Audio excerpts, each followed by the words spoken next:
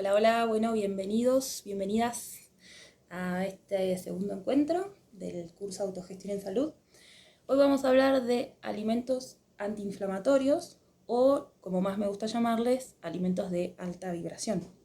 ¿Y por qué se llaman alimentos de alta vibración? Porque están más cerquita de la luz. Si ustedes se acuerdan de la cadena alimentaria, en definitiva todos los seres nos alimentamos de la luz. Mientras más directamente estemos relacionados, más energía va a garantizarse nuestro propio sistema. Si se fijan en la naturaleza, no hay ningún animal carnívoro que coma a otro animal carnívoro. Siempre el carnívoro o el omnívoro se come a un animal herbívoro que come la planta, y la planta que es capaz de fijar luz, energía fotónica, energía solar a la tierra. Y en definitiva de eso todos nos alimentamos, en contra del paradigma actual de nutrición en el cual se cuentan calorías.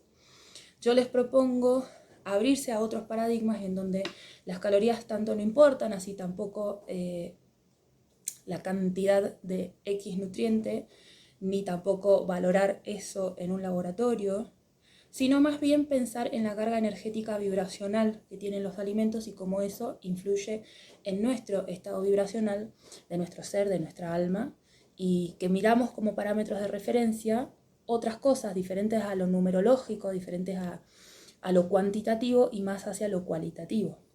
En este contexto es importante entender que hay alimentos que son de nuestra propia naturaleza, que son de nuestra propia fisiología y que los usamos precisamente enritmados con nuestros propios ciclos biológicos, enritmados a nuestra vibración, que elevan nuestro campo vibracional y que por lo tanto es aquí donde está esta unión entre lo físico y lo espiritual.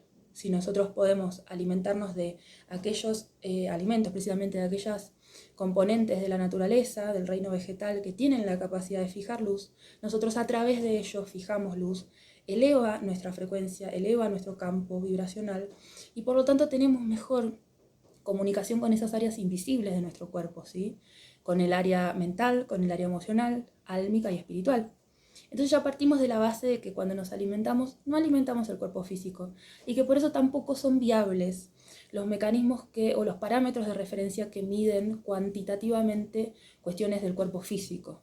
La salud es mandatoriamente integral de todos los cuerpos. La salud empieza en el cuerpo energético y se manifiesta en el cuerpo físico. Entonces de nada sirve restringirnos a las cuestiones calóricas o a las cuestiones físicas o cuantitativas. Debemos enfocarnos hacia los alimentos de alta vibración porque son ellos los que en definitiva nos ayudan a sanar desde lo energético hacia lo físico.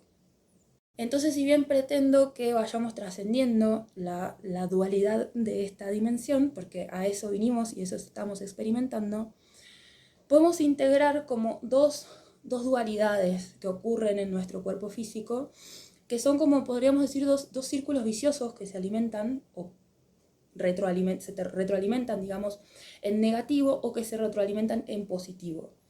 Y para eso les traigo los dos ciclos que integran los conceptos de inflamación, ¿sí? Como eje vamos a hablar de la inflamación. Entonces van a ver que en el material que adjunto, lo primero que pongo y que nos va a acompañar durante mucho tiempo en la comprensión de los conceptos que pretendo compartir en este curso, es esta ruedita que explica cómo la inflamación se va retroalimentando a sí misma. Y que vamos a ver también todos los mecanismos que permiten cortar con ese círculo vicioso de la inflamación que nos lleva a la enfermedad. El otro círculo, el que pretendemos alimentar, es el que nos lleva a los procesos antiinflamatorios, es decir, a nuestra propia homeostasis, a la ganancia del equilibrio de nuestro sistema. Entonces, este circulito que alimenta, que se retroalimenta hacia la densidad vibracional y que termina indefectiblemente en enfermedad, se alimenta precisamente de alimentos inflamatorios, ¿sí? De los que nombramos en el capítulo 1, en el módulo 1, y ya los conocemos, ¿sí? Igual vamos a profundizar en ellos en el tercer módulo, en el que nos metemos adentro de la inflamación y entendemos cómo es que estos alimentos estimulan a nuestras defensas en una forma negativa, en una forma que nos terminamos autolesionando, y vamos a entender cómo todas las enfermedades que conocemos y las que estamos por conocer suceden secundariamente a un proceso inflamatorio sistémico, eso quiere decir en todo el cuerpo, en toda la sangre.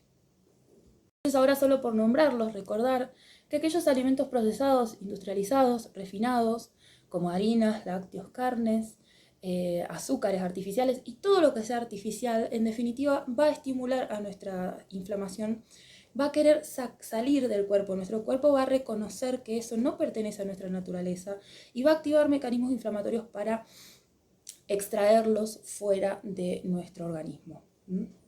Entonces, para entender este concepto básico, hay que irnos a otro concepto más básico aún que trata del pH, ¿sí? Esto es un poco intrincado, no me voy a meter muy en la profundidad, quizás algunos se dediquen a la bioquímica o a la fisiología y lo entiendan más profundamente, pero como para tener en líneas generales un conocimiento, hay que saber que en la vida las partículas pueden tener carga positiva, negativa o neutra, ¿verdad?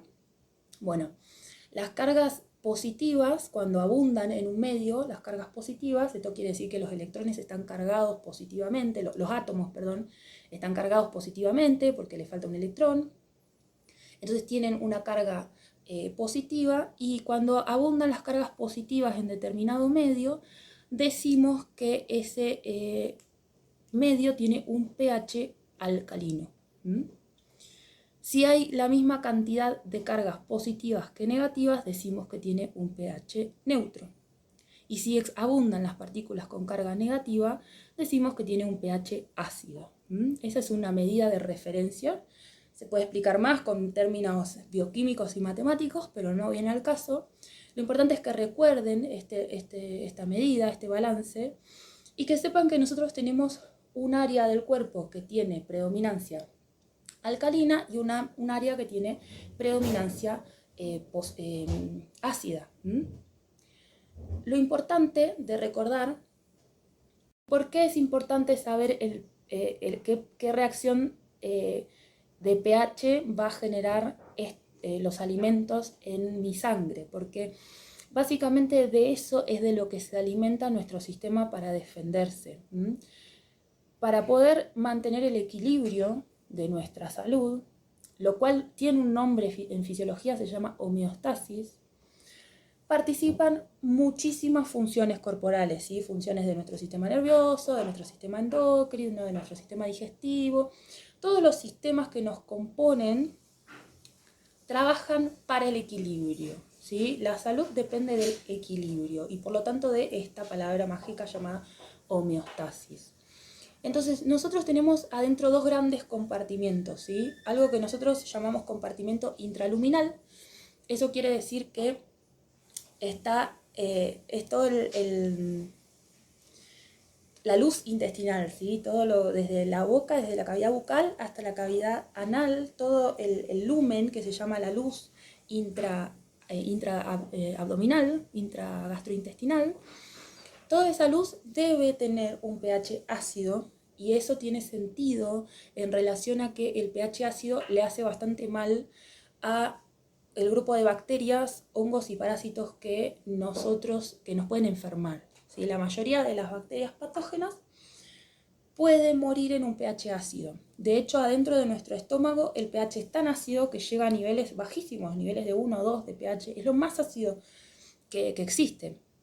Y es para que si hay contaminantes en nuestro alimento, bacterias o microorganismos puedan morir en este proceso de digestión. Entonces no solo tiene una función de protegernos de microorganismos y de infecciones, sino también tiene una función digestiva este pH. ¿Sí? El pH ácido lo que hace es también ayudar a disgregar, a digerir químicamente, a hacer moliendas de los alimentos que ingresan al estómago. Entonces es más ácido el estómago, es un poco menos ácido el intestino, pero sí todos estos líquidos tienen un pH ácido y necesita que así sea para poder precisamente captar a las toxinas que son ácidas y eliminarlas. Así también sucede con la orina, ¿sí? La orina tiene pH ácido y tiene sentido en relación a que contiene todas las cargas tóxicas para sacarlas al exterior. Este pH ácido de los lugares que trabajan en depuración se equilibran o se contrarrestan con el pH alcalino de nuestra sangre, ¿sí? Entonces, como les digo, la homeostasis, el sistema de equilibrio en nuestro cuerpo, va a trabajar para que se mantenga siempre este orden de el intestino ácido, la sangre alcalina. Como les digo, en este proceso de equilibrio van a participar un montón de hormonas, neurotransmisores y demás cuestiones. Vamos a aprender algunas, no todas, pero es importante que sepamos que todas nuestras funciones fisiológicas van a tender a la búsqueda del equilibrio. Un componente importante en la generación de este equilibrio ácido-alcalino es la microbiota. ¿Sí? Tenemos un módulo especial para hablar de microbiota, vamos a hablar mucho de ella porque es muy importante, pero es esta comunidad de bacterias que vive en nuestro intestino o en nuestro tracto digestivo. ¿Sí? Las bacterias se encargan, cuando son fermentativas, se encargan de mantener pH ácido del medio intraluminal, del medio intraintestinal. Básicamente las bacterias fermentativas viven únicamente en pHs ácidos y son ellas mismas las que liberan los ácidos en los cuales viven. Lo opuesto también sucede. Estas bacterias fermentativas no pueden vivir cuando el pH es alcalino, es decir, básico. En ese pH sí viven las bacterias que nos enferman, las bacterias patógenas. Entonces hay como una competencia natural, fisiológica, que ocurre entre el grupo de bacterias que viven en pH ácido con las bacterias que viven en pH alcalino. Si nosotros mantenemos bien nutrida nuestra flora intestinal, cargada de microorganismos fermentativos a través de la alimentación simbiótica, que la vamos a ver más adelante, esta carga, esta población bacteriana, se va a encargar de uno de los pasos importantes de la homeostasis, del equilibrio de los pHs ácido-alcalino de nuestro cuerpo. Entonces, cuando nosotros consumimos un exceso de alimentos que va a generar una disbiosis, es decir, que va a generar una inflamación en nuestro cuerpo, los alimentos de baja vibración que les acabo de nombrar, estos alimentos alteran nuestro natural sistema de equilibrio de homeostasis del pH. Entonces, la primera que se va a ver manifestado, el primer eslabón que se va a ver damnificado en esta cadena es la microbiota. Si nosotros consumimos un exceso de alimentos industrializados como los que nombré, harinas, lácteos, carnes, azúcares, la primera damnificada va a ser nuestra microbiota, nuestra flora intestinal, porque esto va a alimentar a bacterias patógenas, hongos y parásitos. A los parásitos les encantan las carnes, los lácteos y los azúcares. A los hongos también, como las cándidas, las levaduras, viven del azúcar. Así también como muchos otros microorganismos patógenos de metabolismo putrefactivo, que se llama. ¿Sí? Suena fuerte la palabra, pero es así. Es otro proceso distinto a la fermentación, la putrefacción, por más que genere confusión en la población general. ¿Sí? Hay bacterias que son putrefactivas, que se encargan de comer precisamente proteínas animales, proteínas enteras. Entonces, cuando nosotros comemos este exceso de alimentos proinflamatorios, podríamos llamar, o de baja vibración, lo primero que hacemos es alimentar a la flora putrefactiva, hongos, parásitos, bacterias patógenas de nuestro intestino. Este grupo de microorganismos lo que va a hacer al replicarse y al poblar la mayoría de nuestra población, de nuestra superficie colónica, lo que va a hacer es va a generar un exceso de cargas negativas. Es medio difícil de explicar y entender esto, no se hagan lío. Pero estas bacterias no amigas nuestras, alimentadas de alimentos de baja vibración o proinflamatorios o industrializados, va a generar que adentro de nuestro intestino haya un pH alcalino, cuando deberíamos tener un pH ácido, como dijimos, según nuestra fisiología. Este pH alcalino generado por esta población de microorganismos potencialmente patógenos va a desplazar a la microbiota fermentativa, a nuestras bacterias amigas, a nuestras bacterias simbióticas, a las bacterias sin las cuales realmente no podríamos vivir. Entonces va a ocurrir este desequilibrio entre bacterias fermentativas y bacterias putrefactivas, hongos y parásitos. Este desequilibrio nosotros le ponemos el nombre de disbiosis bacteriana. Quiere decir que hay una baja carga de bacterias fermentativas en nuestro intestino. Vamos a profundizar en detalle este mecanismo porque es muy importante para entender la salud global en el módulo de salud intestinal. Lo importante es que ahora quiero que comprendan este concepto básico de que la flora fermentativa y el pH colónico ácido es necesario para la salud intestinal, y sin estas dos características, la pared del intestino no logra su natural reparación, ¿sí? La pared del intestino debe tener una permeabilidad selectiva, es decir, que tiene que dejar pasar toxinas hacia la materia fecal, pero no hacia la sangre, ¿sí? Entonces tiene que dejar pasar nutrientes hacia la sangre, pero no hacia la materia fecal. Esa es la tarea de una de las tareas de nuestro intestino, es esta tarea de permeabilidad selectiva. Cuando el intestino está expuesto a un pH que no es su pH natural, como es esto de la alcalinidad, cuando le faltan bacterias fermentativas, la pared intestinal no se puede reparar de sus naturales agresiones que sufre por la exposición a la inflamación que sucede dentro del intestino. Y estos agujeritos, en vez de tener el tamaño que tienen que tener para esta permeabilidad selectiva, empiezan a agrandarse, ¿sí? No hay nadie que repare la pared intestinal. Esa tarea es de la flora fermentativa. Si no hay quien repare la pared intestinal, él pierde su capacidad de permeabilidad selectiva y sucede algo que se llama síndrome de intestino permeable. ¿Qué quiere decir eso? Que el intestino está permeable al pasaje de toxinas desde adentro del intestino hacia la sangre. Y acá sucede este gran primer paso importante, que sucede la inflamación y todas las enfermedades que conocemos. Cuando todas esas toxinas que deberían haberse ido por materia fecal pasan a la sangre, empiezan a estimular el trabajo de nuestros órganos depurativos. Entonces el primer órgano depurativo que está ahí paradito al lado del intestino es el hígado. El hígado naturalmente debería hacer esta segunda tarea de filtrado, ¿sí? La primera la generó el colon, la segunda la genera el hígado. Y cuando el colon ya no puede filtrar la cantidad de toxinas que tenía que filtrar por su disbiosis, por una alimentación proinflamatoria, el hígado se va a ver sobrecargado de trabajo. Tiene que sacar sus toxinas más las del colon. Entonces, aquí empieza toda una cadena en donde se empiezan a sobreexigir a los órganos depurativos. Lo vamos a ver, tenemos un módulo específico de depuración para entender cómo funciona esto. Pero desde entrada ya se va a ver sobrecargado el hígado, el pulmón, el riñón, la menstruación, la sudoración, el sistema linfático y la piel. Todos estos filtros que funcionan en depuración se van a ver sobrecargados de trabajo porque ellos funcionan en serie, y el primero de la serie no está pudiendo realizar su tarea de forma óptima por este desbalance de microbiota y de pH.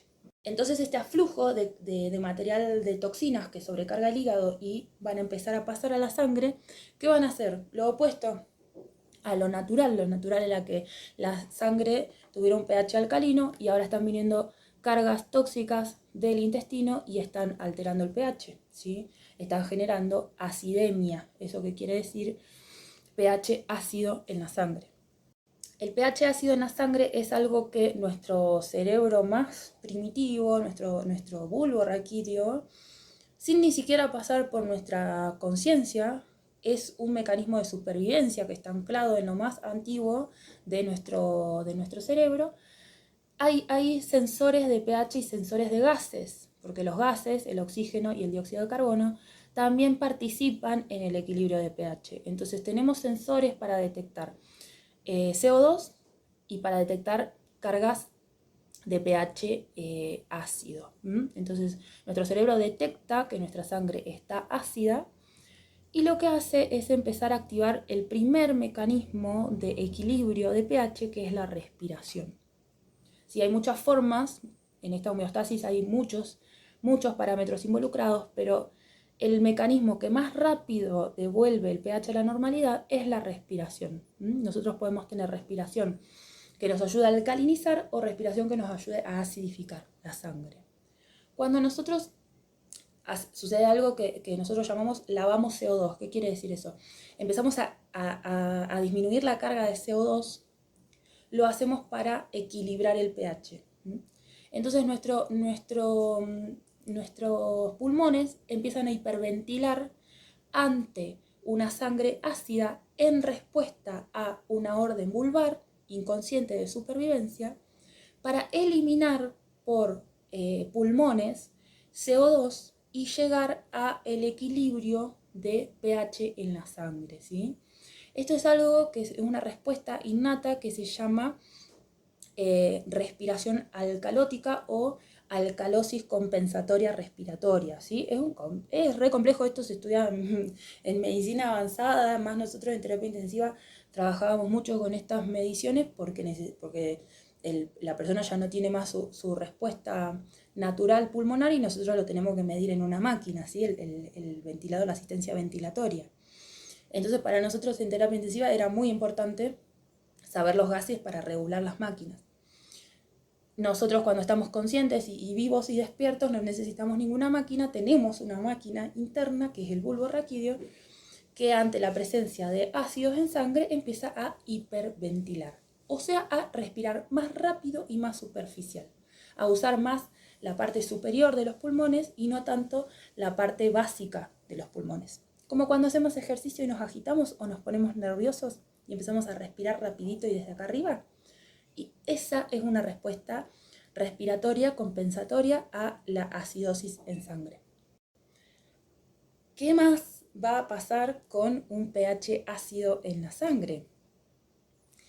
Esto va a liberar hormonas del estrés, ¿sí? Nuestro cuerpo va a entender que hay estrés en nuestro cuerpo, entonces tiene que liberar cortisol y adrenalina, porque si hay ácidos en la sangre, quiere decir que hay una amenaza, ¿sí? Quiere decir que no estamos recibiendo un buen alimento, que no estamos respirando bien, que no está viniendo el natural equilibrio. Entonces nuestro cuerpo sensa esta acidosis también como un factor de estrés y empieza a liberar adrenalina y cortisol para lograr regular también esta situación del pH ácido. Entonces ya nuestras hormonas del estrés se empiezan a despertar y ellas van a provocar en nuestras células todas unas respuestas condicionadas al estrés, en la cual se inhiben algunas funciones básicas como son el sueño, el descanso, la memoria, la capacidad de aprendizaje, la concentración, el crecimiento, ¿sí? La depuración. Hay un montón de actividades que deben suceder en nuestro cuerpo en ausencia de estrés. Pero cuando nuestro cuerpo está estresado, corta con esas funciones y empieza a activar mecanismos de supervivencia, diciendo, bueno, ahora no es importante ni crecer ni aprender ni nada, ahora lo importante es salir corriendo de cual sea el estímulo que esté generando acidosis en nuestra sangre. Entonces adentro nuestro la bioquímica corporal responde a una potencial agresión. Eso se traduce en nuestro cerebro como ansiedad, ¿sí? Como una emoción displacentera. Una sensación de que tengo que salir corriendo de una potencial amenaza. Y eso está condicionado por el pH ácido, ya sea tanto por las hormonas del estrés como por la hiperventilación, ¿sí? Estos dos mecanismos, estas dos respuestas neurobiológicas llevan desde el bulbo hacia la zona del sistema límbico, que es la zona de nuestro cerebro que regula para emociones, se traducen como una emoción displacentera que nosotros le ponemos el nombre de ansiedad. ¿Y qué hacemos cuando estamos ansiosos? ¿A dónde vamos? ¿Qué aprendimos? Aprendimos de chicos, aprendimos gracias a la publicidad que ustedes estuvieron buscando, que yo le estuve buscando, que saben que está ahí condicionando nuestro inconsciente. Aprendimos gracias a la cultura, gracias a nuestros hábitos, que la ansiedad se resuelve comiendo alimentos que o liberen más dopamina o que inhiban la degradación de la dopamina, como les conté en el módulo 1. Esta emoción displacentera me va a llevar a la búsqueda de placer. Entonces voy a tender a buscar alimentos sedantes o estimulantes, ¿sí? Voy a tender a buscar precisamente harinas, lácteos, azúcares, lo que mi historia familiar o personal me lleven a creer que me van a transmitir placer y calma.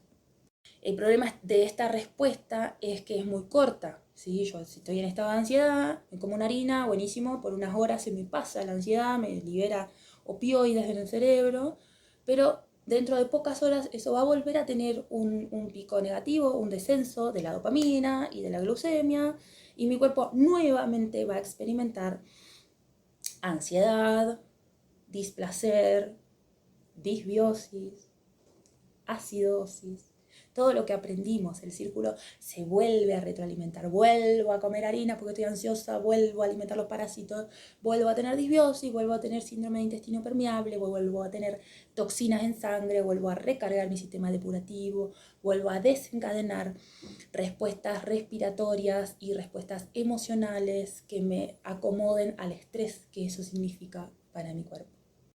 Este círculo vicioso que me lleva hacia la densidad vibracional se debe cortar en alguna de las liñitas que yo les dibujé ahí que se alimentan entre sí. Hay muchas terapias que ayudan a cortar con este círculo vicioso. La primera y principal que vamos a ver hoy va a ser la incorporación de mayor alimentos de alta vibración. Eso simplemente va a desplazar este equilibrio hacia la retroalimentación del círculo que me lleva a la alcalinidad, el equilibrio de la microbiota, el estado de placer endógeno y la expansión de la conciencia, ¿sí? Todo eso también sucede en un círculo de mayor ganancia vibracional. Entonces, una de las cosas que podemos hacer es empezar a incorporar mayor cantidad de alimentos antiinflamatorios, de alimentos de alta vibración. No obstante, si esto no puede ser una realidad concreta, ya sea porque ustedes mismos, ustedes mismas o las personas que estén acompañando desde su consultorio, desde sus actividades, cual sea que tenga llegada terapéutica esto a las personas que ustedes acompañen, pueden ver que la mayoría de la población no está preparada para siquiera empezar a incorporar alimentos de alta vibración. Entonces necesita de otras terapias. ¿Qué otras terapias podemos nombrar, saber que existen? Y vamos a ver en salud intestinal todo lo que involucra la limpieza intestinal, ¿sí? Podemos empezar por cortar este círculo vicioso haciendo un reseteo de nuestro intestino, sacando todos los parásitos, sacando los hongos, sacando la materia fecal antigua y pegada que está conteniendo un pH inadecuado para nuestro intestino. Entonces, una persona puede empezar por una hidrocolonterapia o integrar una hidrocolonterapia a este circuito que va a favor de la salud. Entonces, puede cortar el circuito a través de una hidrocolonterapia, cortar el circuito a través de la incorporación de alimentos simbióticos, ya vamos a ver qué significa eso.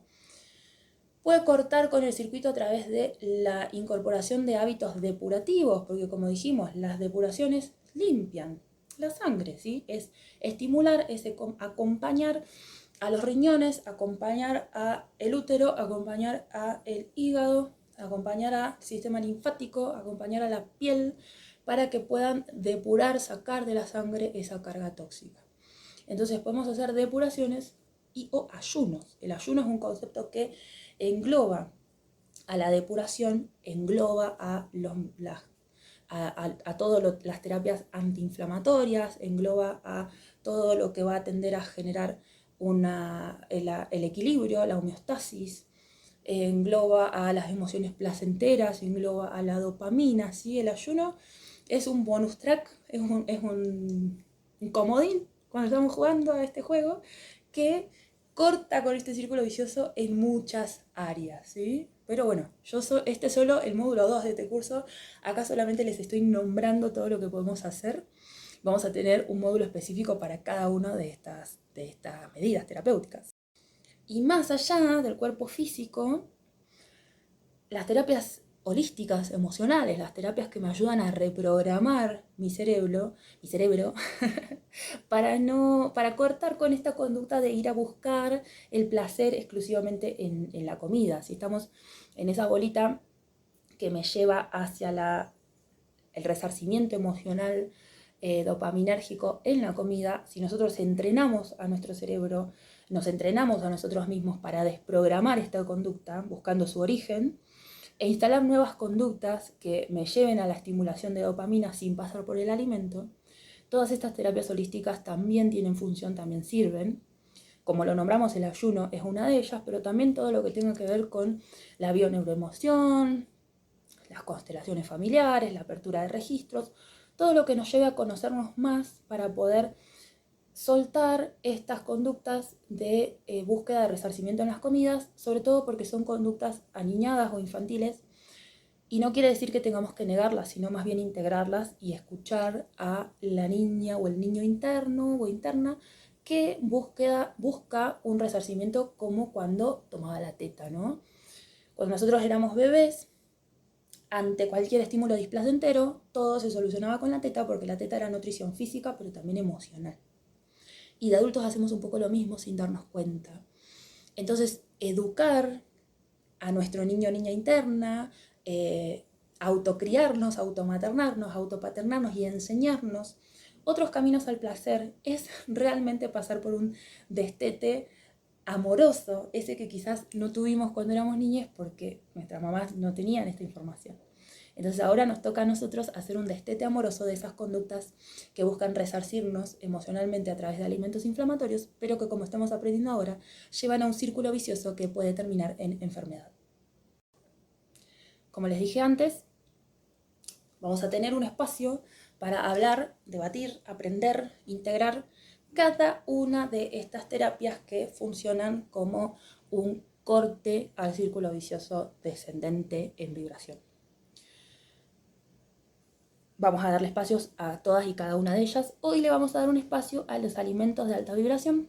Yo sé que si están escuchando esto, si llegaron hasta acá, es muy probable que ya conozcan todos estos alimentos y está buenísimo. Y lo bueno sería también que aumenten cada vez más y que tengan recursos. Quizás ustedes ya están incorporando todo esto. Ojalá.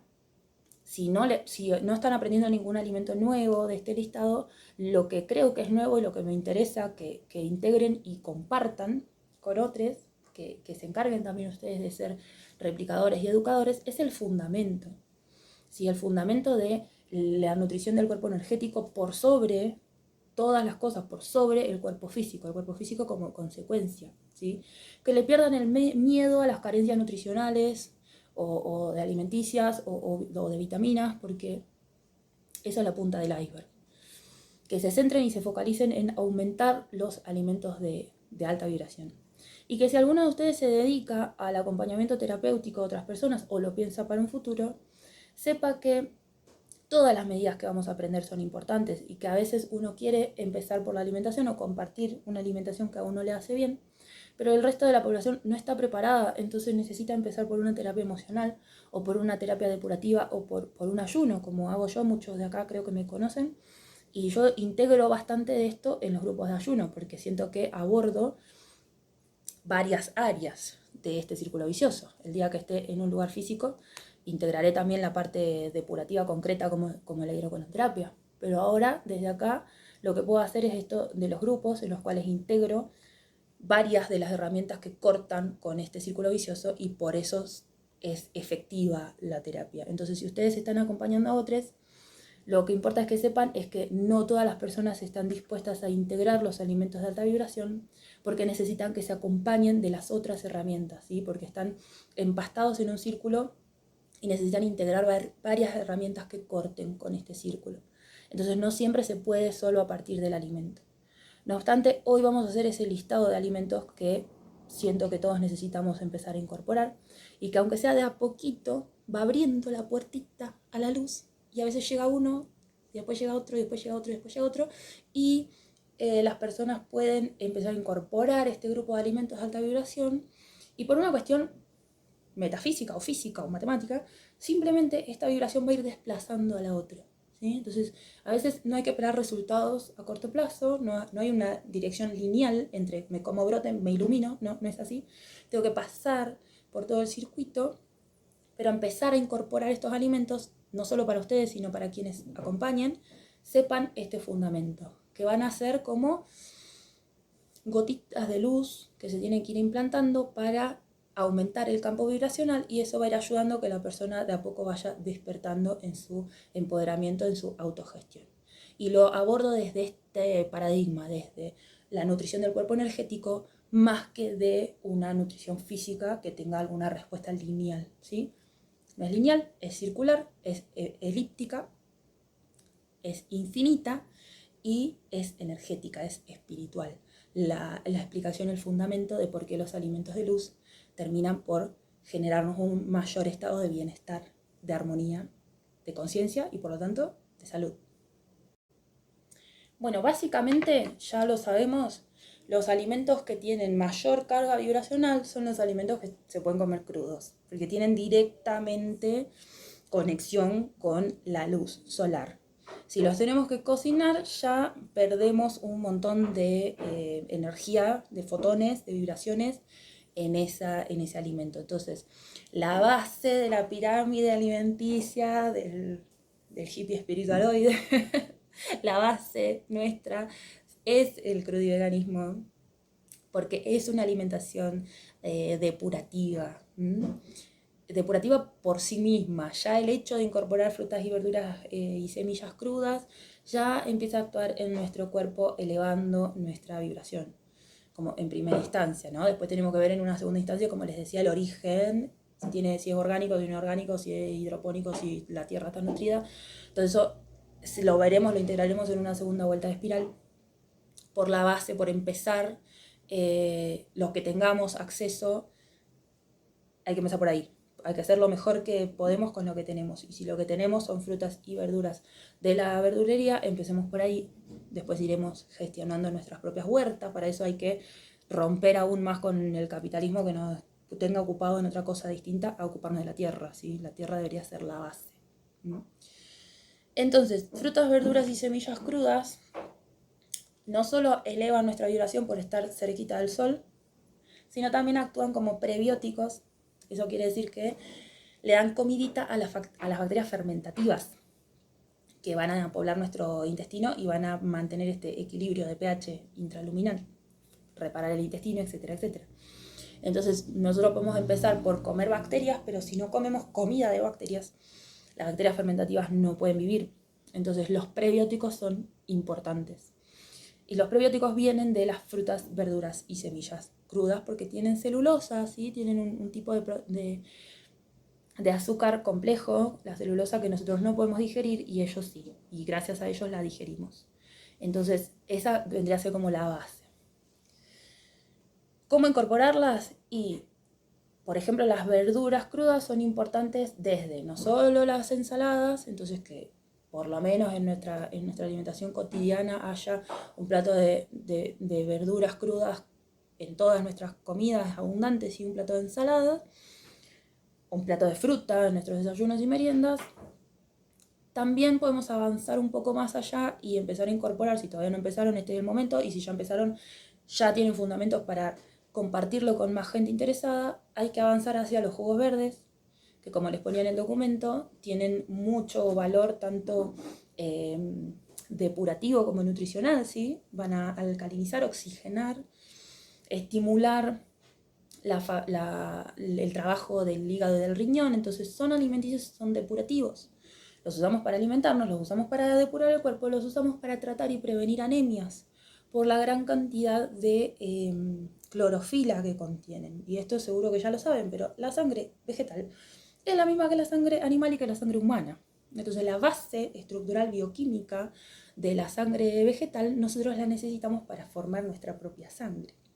Así que de frutas y verduras crudas, así puritas, en ensaladas, en platos de frutas en nuestra cotidianidad, podemos avanzar hacia productos elaborados como jugos verdes, como también jugos y licuados de estas propias frutas. Si no las toleramos al principio comerlas enteras, las podemos hacer en jugos o en licuados. Y las semillas ya vienen a participar de mecanismos más complejos, como por ejemplo, dentro del grupo de las semillas tenemos 3 grandes divisiones. Las que son los frutos secos y semillas oleaginosas, los cereales y pseudocereales y las legumbres. Dentro del grupo de frutos secos y oleaginosas tenemos aquellas semillas que tienen como característica una gran cantidad de grasas insaturadas, y dentro de las grasas insaturadas tenemos a las grasas omega, seguro las han escuchado mucho porque son casi esenciales, ¿sí? Se necesitan para un montón de funciones corporales. Obviamente nosotros tenemos reservas de estos ácidos grasos, pero sobre todo se van a consumir en momentos importantes de la vida, como son el embarazo y los primeros años de vida. Allí los ácidos grasos insaturados se van a usar para fabricar nuevos tejidos, ¿sí? Del bebé que está creciendo o del sistema nervioso central, que está fundamentalmente aislado por grasa, ¿sí? Cada una de nuestras neuronas tiene algo que se llama glía, que es una capa de grasa que protege nuestro cerebro. No solo lo protege, sino que cumple una función en el aislamiento eléctrico. ¿Vieron cuando tenemos un cableado en una casa? Que los cables vienen cubiertos por un aislante. Bueno, la grasa actúa de aislante para que los impulsos nerviosos puedan viajar adentro de nuestro cerebro. Entonces se necesitan estas capas de grasa llamadas glía, que se fabrica de los ácidos grasos insaturados. Entonces en esos dos momentos de la vida particularmente, y si no después en la adultez se usan muchas funciones estas grasas, tiene que ver con la fabricación de nuestros propios tejidos, de cada una de las coberturas de nuestra célula, de también hormonas y mediadores de la inflamación y de diferentes mediadores hormonales y vitaminas, ¿sí? Hay hormonas y vitaminas que son liposolubles, que se fabrican con estos ácidos grasos y para ello están, digamos, esa es la función de los ácidos grasos en nuestro cuerpo, las múltiples funciones. Y por eso decimos que también son antiinflamatorias, porque participan de procesos inmunológicos antiinflamatorios, lo vamos a ver en el módulo siguiente, las prostaglandinas y demás, moléculas necesarias para actuar como antiinflamatorias. Entonces, repasando, frutas y verduras crudas actúan como antiinflamatorios indirectos porque actúan a través de la nutrición de la microbiota, y ya dijimos que la microbiota es básica para mantener el equilibrio, por lo tanto el equilibrio de pH, y por lo tanto son tan importantes para evitar la inflamación. Entonces son antiinflamatorias las frutas y las verduras crudas de forma indirecta por la función que cumplen a nivel de la microbiota. También tienen funciones directas porque también contienen vitaminas y minerales que participan en procesos antiinflamatorios, pero en segunda medida. En primera medida, tienen más que ver con la microbiota. Después tenemos a las frutas, a las semillas, y dentro de las semillas las oleaginosas, que van a participar de forma directa en la reparación y en la fabricación de tejidos, y de forma directa como antiinflamatorios, generando prostaglandinas, que son mediadores de la inflamación hacia el equilibrio antiinflamatorio, ¿sí? Eso más complejo lo vamos a ver en el próximo capítulo. Volviendo a las semillas, tenemos a los cereales, a las legumbres y a los pseudocereales. Las legumbres, la mejor forma de consumirlas es en forma de brotes, porque el brote se va a abrir hacia la búsqueda de un nuevo espacio de luz, ¿sí? La semilla brotando busca la luz y capta luz. Entonces los brotes son la mejor forma de comer a las legumbres, y se las puede comer crudas e incorporan alta cantidad de fotones, alta vibración para nuestro campo energético. Así también los cereales, la mejor forma de comer un cereal es en microgreen. ¿Qué quiere decir esto? Ya deja de ser una semillita, pasa a ser una mini plantita. El microgreen, perdón, me equivoqué, pasto de trigo. El trigo, la cebada se pueden sembrar y se crecen como un pastito, y este pastito es riquísimo en clorofila y en un montón de minerales y vitaminas que también actúan como prebióticos, como antiinflamatorios y como aporte de clorofila. Entonces el cereal es la mejor forma de consumir un cereal es en pasto, ¿sí? O wheatgrass, que también se llama. Las legumbres se comen mejor de forma de brote, y ahí sí de microgreen, ¿sí? Que es el brote que en vez de tenerlo en un medio acuoso, ya lo plantamos y empieza a salir una plantita, y esa plantita también se puede comer y también aporta gran cantidad de energía luminosa. Y después tenemos a los pseudo cereales, que también se pueden comer crudos en forma de brotes, como la quinoa, el amaranto. Ellos también se pueden comer como brotecitos o pueden formar parte de lo que ahora vamos a nombrar como alimentos de transición.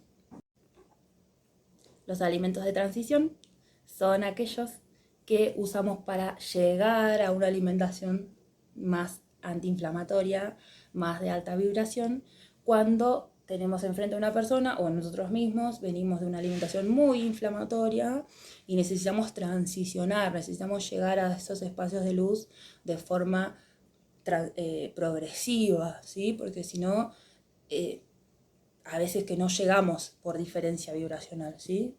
Nosotros tenemos formas de crecer energéticamente y una forma es la evolución progresiva y otra forma es el salto cuántico. Y seguramente a ustedes les ha pasado en su vida que han tenido progresiones evolutivas y saltos cuánticos. Progresión, salto cuántico. ¿Sí? Entonces, a veces que hay gente preparada para hacer el salto cuántico y de un día para el otro dice no más alimentación inflamatoria porque vino algo de afuera y le pateó la cola, así, no sé, vino un cáncer, vino una muerte, vino una experiencia que les dijo no más, hizo el salto cuántico y de repente puede habitar una alimentación de alta vibración. No obstante, eso no siempre sucede y las personas necesitamos cierta transición, cierto intermedio. También, como yo siempre explico, la vida no es lineal, entonces a veces que estamos en estados emocionales más oscuros, más displacenteros, trabajando con memorias antiguas, ¿sí? y tenemos que irnos a la profundidad de una vibración más densa, precisamente porque vamos a bucear en nuestro interior y vamos a buscar patrones de conducta antiguos de la infancia, de nuestras familias. Entonces tenemos que meternos a esas oscuridades del inconsciente y bajamos, densificamos, lo cual también es parte. Entonces ahí necesitamos otros alimentos que acompañen ese descenso vibracional o que acompañen el ascenso vibracional, ¿sí? Es un punto intermedio que todos vamos a habitar en algún momento, ¿sí? Porque es cíclica la vida y también la alimentación. Entonces ahí tenemos algunos alimentos como ya que sí requieren una cocción, ¿sí? Como son los hongos, como son los cereales cocidos, integrales, o en forma de harina, ¿sí? En harinas de cereales o de pseudocereales o de legumbres, o legumbres cocidas, ¿sí? Este grupo de alimentos los necesitamos para sostener una vibración intermedia, para sostener a veces una vida en comunidad, para intercambiar con otros, ¿sí? Entonces hay personas que necesitan la presencia de algo que se le parezca a la carne, entonces el hongo cumple esa función a nivel gourmet, a nivel de textura, y también un poco a nivel nutricional, porque tiene gran cantidad de vitaminas y de aminoácidos. Entonces simula un poco a la carne en personas que lo necesitan y sienten una vibración empática con el hongo y la pueden incorporar en su alimentación.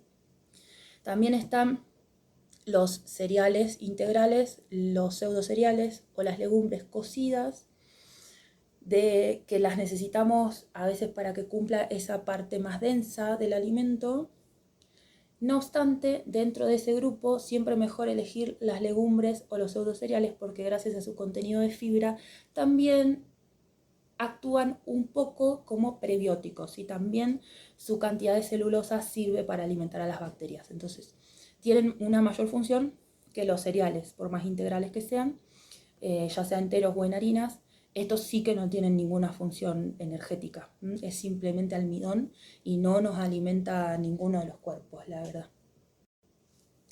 Y también después tenemos a este grupo de alimentos llamados simbióticos, que como dije tienen un capítulo especial aparte para ellos, pero que nos pueden ayudar en muchos sentidos.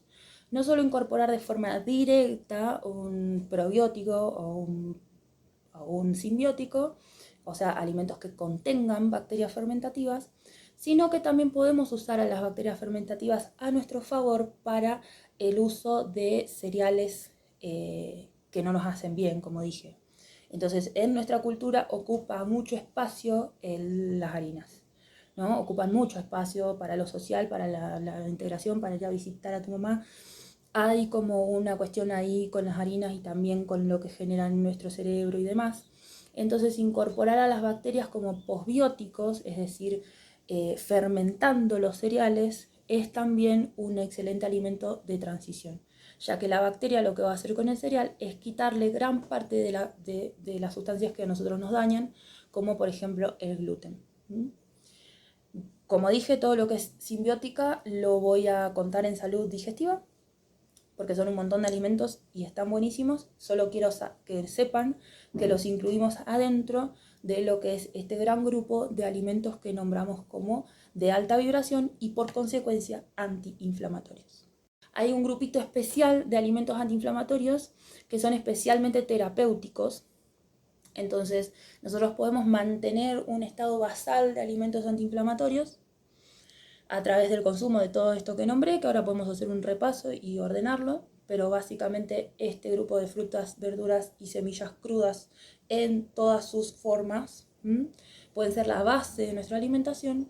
Y si nosotros necesitáramos ya un alimento tratativo, esto sería una alimentación preventiva de la respuesta inflamatoria. Pero si nosotros estamos cursando un proceso inflamatorio agudo y necesitamos fortalecer más aún la capacidad antiinflamatoria de nuestros alimentos, hay algunos grupos especiales que concentran moléculas propiamente antiinflamatorias. Y entre esas tenemos, por ejemplo, las raíces como la cúrcuma y el jengibre. La primera contiene una molécula muy antiinflamatoria que es la curcumina. Hay diferentes formas de incorporarla, básicamente en macerados o en infusiones se puede incorporar la cúrcuma y tratar una enfermedad inflamatoria aguda. Otra molécula antiinflamatoria es el resveratrol, que está en la harina de vino. La harina de vino se hace con el mosto de la uva, que es lo que queda del vino, se pulveriza y se toma en forma de harina como suplemento en alguno de nuestros licuados y jugos, y esta molécula concentra la capacidad antiinflamatoria. Así también tenemos otras como la harina de hoja de coca. ¿Sí? La hoja de coca también concentra alta capacidad antiinflamatoria y también tiene un bonus track importante que es la cantidad de calcio que contiene la hoja de coca. Y dentro de la naturaleza en particular hay un mineral que tiene mucha capacidad antiinflamatoria, que es el magnesio, que está bastante empobrecida de magnesio en nuestra tierra. Sobre todo nosotros, los que nacimos y crecimos lejos del mar, no tenemos esta abundancia de magnesio en nuestros vegetales por desmineralización de las tierras. Esto se puede revertir curando las tierras, pero mientras tanto se puede consumir un alimento muy rico en magnesio y en otras sales, que es el agua de mar. Entonces le voy a poner material complementario para que investiguen. El agua de mar es un súper alimento que no solo actúa como antiinflamatorio, alcalinizante, sino también que participa en el anclaje del cuerpo de luz, ¿sí? Porque contiene microorganismos capaces de captar luz, como algas pequeñas, las diatomeas, y como bacterias captadoras de luz. Entonces es un súper alimento el agua de mar. Todavía está muy verde esto en las líneas generales. Si alguien de ustedes vive cerquita del mar, aproveche, tome, comparta, distribuya a sus otros compañeros en este mismo estado de conciencia a lo largo del país. Compártanse o aprovechen a hacer un viajecito al mar y tráiganse agua. O si todavía falta para eso, si no estamos cerca del mar o cerca de alguien que nos pueda traer agua de mar de buena calidad, siempre el agua de mar es buena calidad, pero que esté alejada de algún punto que la pueda estar contaminando. Existe un mineral que usamos que es el magnesio, ya sea en forma de cloruro o de sulfato de magnesio, y ese está sintetizado, bueno, artificialmente, pero es accesible, está en una farmacia, sale muy barato. Y si todavía no tenemos agua de mar, podemos empezar a tomar cloruro de magnesio como un potencial antiinflamatorio, alcalinizante, depurativo y muchas otras funciones más que tiene el magnesio, que puede perfectamente ser incorporado a nuestra rutina de salud. Bueno, espero no haberlos mareado, espero que esta clase traiga más luz, ¿sí?, a nuestras conciencias. No obstante, tenemos el espacio de la charla interactiva para poder sacarnos dudas, ampliar más información. Les propongo que lean el material que les voy subiendo como complementario a esta charla para que anoten dudas, las traigan a la clase interactiva y podamos juntos seguir aprendiendo más y más respecto de todas las acciones que autogestivamente podemos incorporar para llegar a este equilibrio sagrado que es la salud. Muchas gracias por prestar atención, por seguir hasta acá y estoy disponible para seguir ampliando estos temas en nuestra clase de los miércoles. Que tengan un hermoso día y semana. Nos vemos.